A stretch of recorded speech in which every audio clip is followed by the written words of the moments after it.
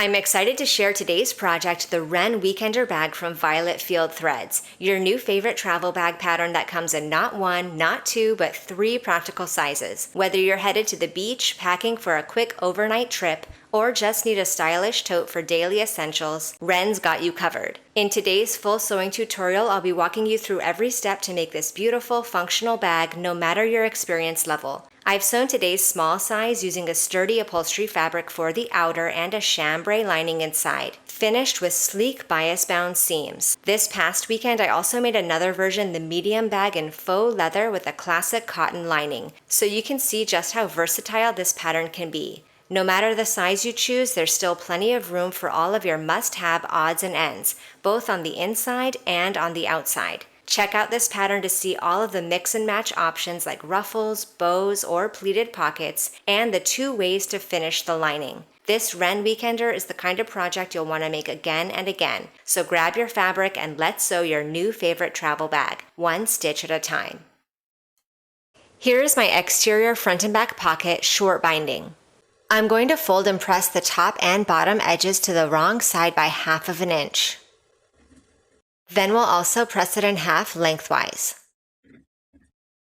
I'm going to encase the top raw edge of one of my exterior front and back pockets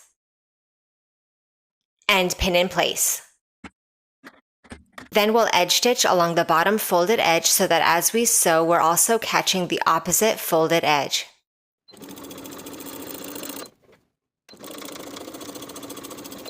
Now that binding is secured in place, we'll also edge stitch along the top folded edge.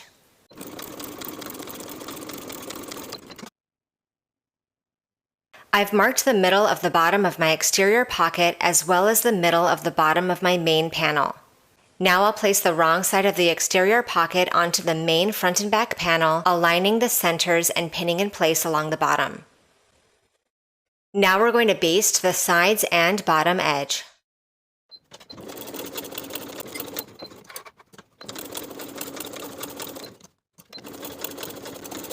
I've applied interfacing to the wrong side of my strap piece. Now I'm going to quickly mark the center straight across. I'm going to fold the outer raw edges to the center and pin in place.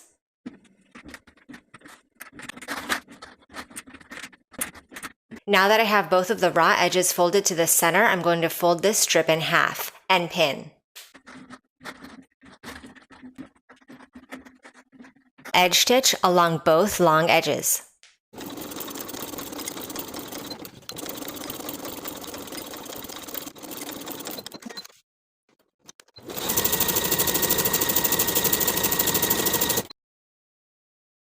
Here is my main panel once again, and I'll note that I have applied fusible fleece to the back. I'll place the strap right sides together with the front panel and the pocket so that it's centered along that raw pocket seam. And the bottom edges align. Pin in place along the bottom and top.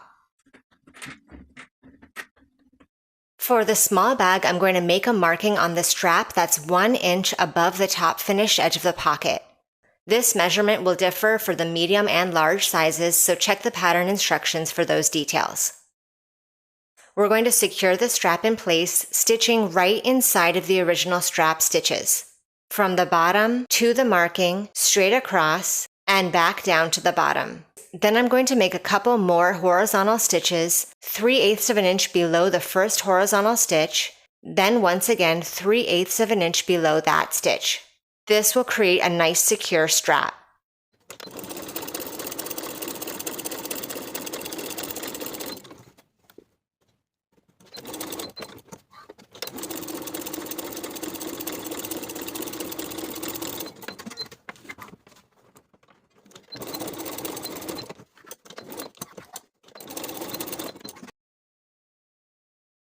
Now we're going to repeat the same steps to secure the strap to the opposite side of the pocket.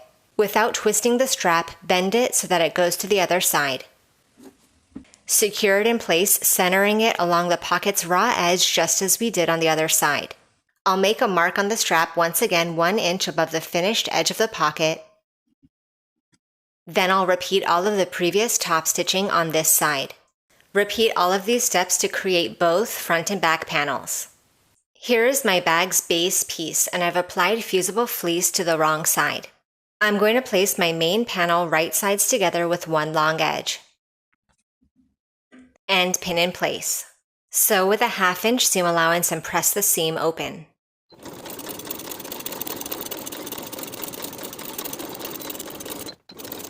Repeat to attach your remaining front and back panel along that bottom edge. Pinning in place, sewing with a 1/2 inch seam allowance and pressing the seam open. Here is my interior pocket and my interior pocket binding. We're going to prepare the binding in the same way as we did for the exterior pocket. Folding the raw long edges to the wrong side by 1/2 inch, then folding it in half along the middle, and encasing the top raw edge of the interior pocket. Pin in place. Sew straight across, edge stitching along the bottom folded edge, catching both edges as you go.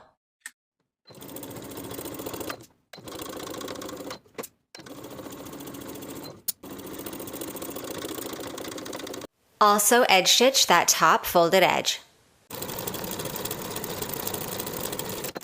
Place the wrong side of the interior pocket onto the right side of the inner main panel. Pin in place along the side and bottom edges. Baste along the edges.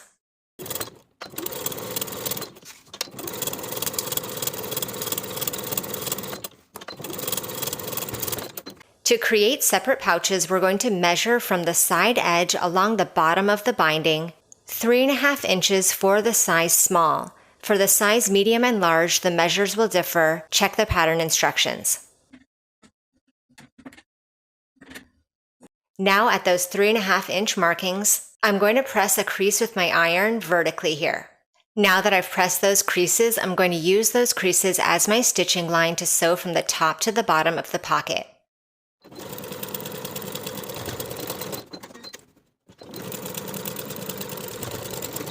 Repeat to create both pocketed inner main panels.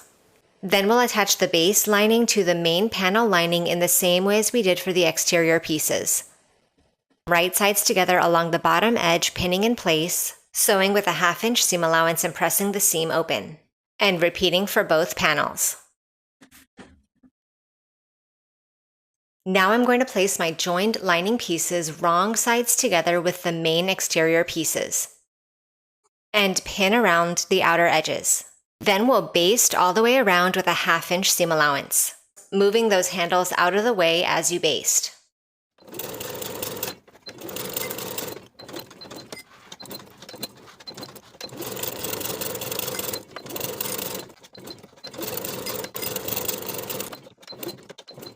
Place your zipper right sides together with your main zipper panel, and we're placing it along the straight inner edge.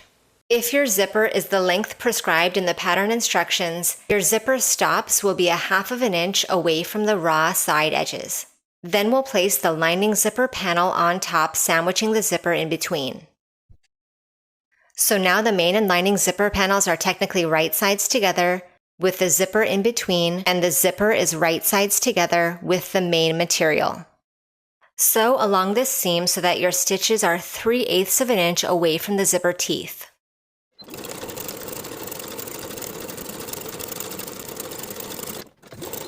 Now we'll open the main and lining pieces away from the zipper and give that seam a good press. I've pinned together the outer edges of the main and lining material, and we're going to top stitch from the right side, catching that lining material as we go. I'm going to be using about a 1/4 inch seam allowance.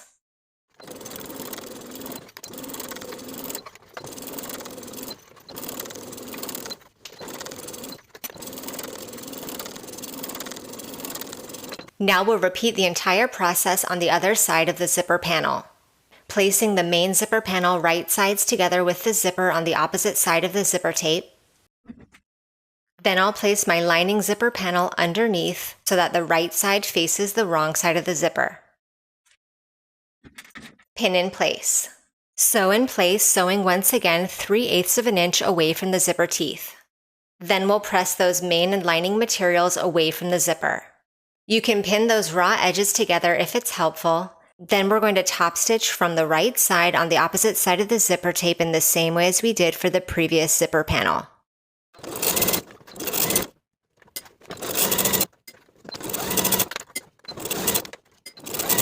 Then I can trim and remove any excess zipper tape beyond the side raw edges. We're going to sew the zipper tabs in the same exact way as we did for the main straps, folding the long raw edges to the center, then folding in half in the middle, and pinning in place. Edge stitch along both long edges.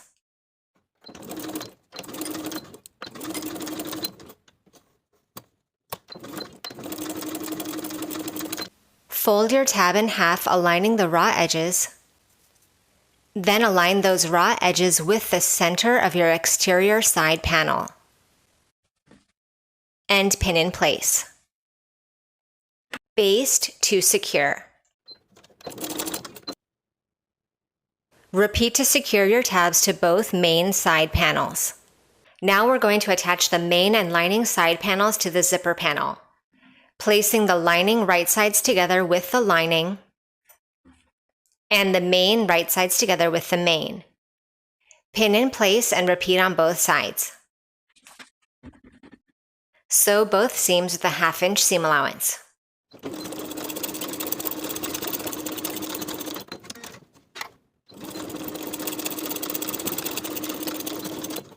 Then we'll open out the main and lining side panel pieces away from the zipper panel so that they're wrong sides together, and we're going to top stitch these seams on the panel side. I'm going to be using about a 1/4 inch seam allowance.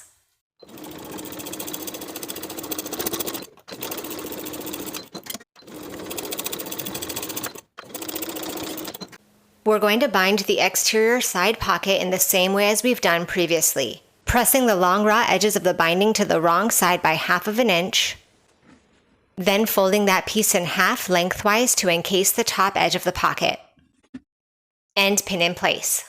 Edge stitch along the bottom fold of the binding as well as the top fold.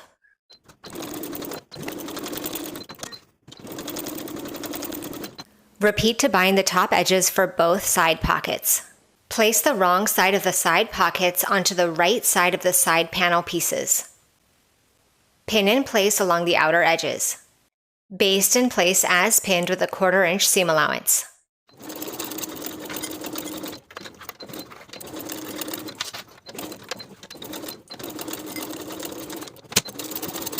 I've marked the center of my main panels as well as the center of the base panel just using pins. And I've done the same to mark the centers of the zipper panel as well as the centers of those side panels. Now, starting with the side panels and the base, I'll place them right sides together, aligning the centers and pinning in place. I'm going to move my strap out of the way and align the center of the zipper panel with the center of the main panel and pin in place. Then continue pinning that edge between the marked points.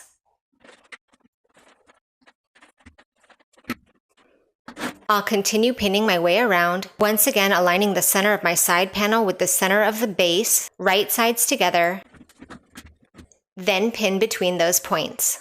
Then I'll move that strap out of the way once again, pin the opposite side of the zipper panel to the opposite side of the upper main. Then fill in those pins.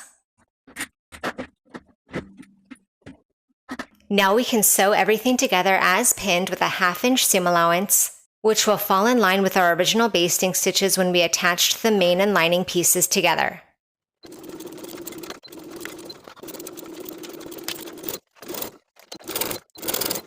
Now that we've sewn all the way around and the bag is fully intact, I finish all of these raw edges on the inside using single fold 1/2 inch bias tape. I'm going to open out one fold of the bias tape and place it right sides together with the lining. I'm going to fold the raw edge to the wrong side,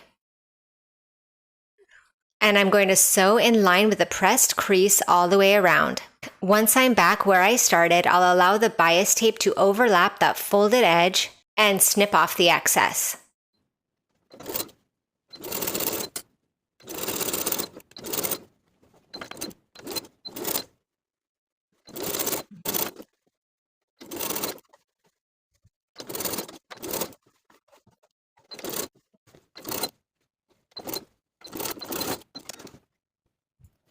Then we can turn that bias tape over the raw edge and pin in place all the way around.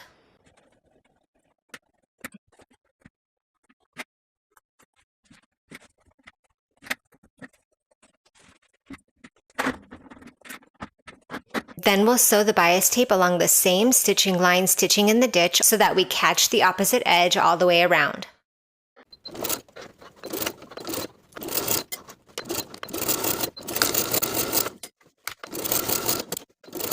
Now I can open up the zipper and turn the bag right side out. And now the bag is complete. Thank you for watching this sew along. Make sure you subscribe to the channel so you don't miss future sewing tutorials, and I'll see you in the next video.